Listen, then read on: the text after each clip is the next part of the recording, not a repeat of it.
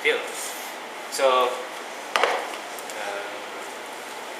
in order to see the reconstruction, I'll need to illuminate it. Now, this is called patungan. Nalagay ko na dito. So, wala itong magic dito. Akala ko may lalabas. May expect ko. And then, may butas siya. So, dito natin papalabas, palulusudin yung laser beam. Which is this one. Kailangan ko lang ng tape. So, when you're dealing with laser, important is safety. So, ang iingatan lang is diretso yung beam sa mata. Pero pag ganyang diffuse light, may nakikita tayong speckle, okay yan, hindi ko lang damage sa mata. Speckle ba? Pag speckle lang. Pero pag yung buong beam spot, dumiretso sa mata, nakaka-burn yun. Uy! Okay? Kaya may mga speckle din dito. Ano yung nangyari? Yan yung random pattern. Plastig! Saan galing yan? Doon galing sa rough surface doon. Okay? Kala ko dito.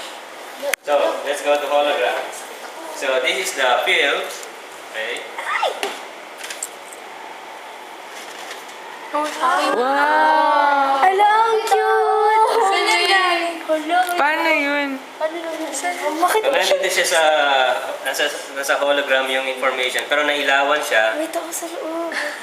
Nailawan siya in, kasi diffuse light yon. So, mayroong particular direction na naka-reconstruct. Sa papel ba yun? Di ba ganyan nangyari kay Noy Noy?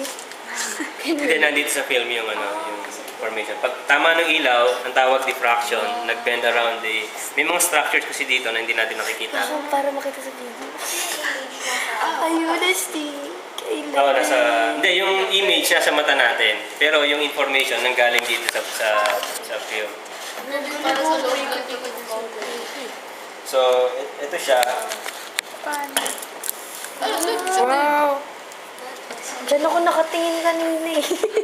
Now, this is also a 2-channel hologram. So, pag binaliktad yan, Ano? Ayun, miss ka na yung sinasabi ko. yan. So, actually, this one was made in 1998. I made this one. Tapos, during that time, centennial lang, di ba? Oh my God, what's Philippine that? First Republic. So, this one actually is the skull of Andres Bonifacio. Oh! Uy! When he was 2 years old. Joke lang. Joke lang, ha? Paglat ako. Ang liit naman ng skull ni Andres. Hindi, bata ka nga. Maliit pa rin yun. Ano ka ba? Joke lang daw yun. Namatay na ba si Andres ng 2 years old?